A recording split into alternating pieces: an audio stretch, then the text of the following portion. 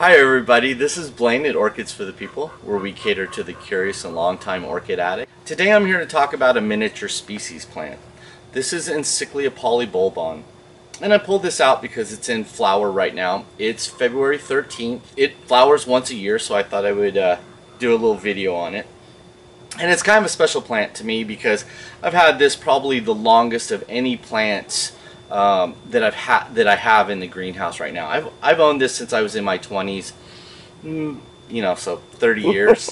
And but this is just a piece of one that I have. This is a fairly large specimen of Encyclia polybulbon. When it flowers, it's pretty floriferous. It has quite a few flowers on it right now. I'd say about 20. Very fragrant. They're about an inch wide.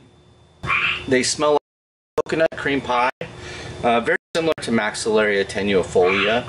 Not quite strong, but it's definitely a nice fragrance. This plant has been on this stick for 5-7 years, somewhere right around there, and it's a fairly good size established plant. But this isn't the one that we're here to talk about today. Today we're here to talk about what may be the largest plant of this species anywhere in the world. So we're gonna show you that here in just a second. So this is the plant we're here to talk about today. This is, again, Encyclia polybulbon. This is the big brother to that plant that I showed you earlier. This is a plant that I've had for over 30 years, and it's basically been unmolested in that time. I've taken some small cuttings off of it, but it's basically been left alone and left in place. It originally started out hanging vertically, and I just decided that it was so big that I wanted to put it on a table and just let it go and see what it could do. And this is what we've ended up with. It's about 4 feet long, 4 feet wide. It's pretty much a nice square at this point. It's still actively growing, very healthy plant, and as you can see right now, it's in flower. It's an amazing plant when it flowers. They all open at the same time. They're all very fragrant, and they last a long time. So it's really a nice showpiece when you have one this big. It's a pretty amazing sight, especially if you know miniatures and what it takes to get a plant this big.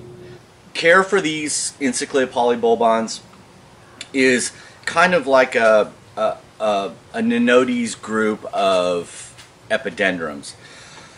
They generally like it a little bit shadier than most big encyclias. Temperature for them is intermediate. This thing has gotten cold, but I prefer to keep it at about 55 to 60 degrees at night, and whatever it gets in here during the day, which is usually no more than about 82 degrees, with lots of humidity when it does reach those temperatures. And it just grows. This thing has probably put on another, I don't know, pound or two this year, and of course when they get this large each year, it's just amazing how much mass it can put on because of how big it already is. I just wanted to show you briefly, see if we can get this. This plant, it's all one piece. This is one plant. This is not a bunch of divisions that have grown together. This is one plant. And this will just kind of give you how big it is. So it started out, that's all root, and then here's the tray that it started on, and it's pretty much, that's just not even part of the plant anymore.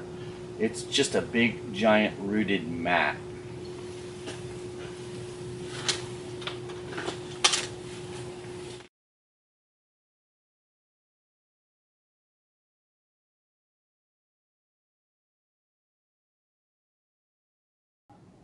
That's all for now.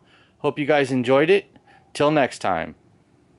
Take 4? You don't need to say take. I'm just not gonna. That's Take 4.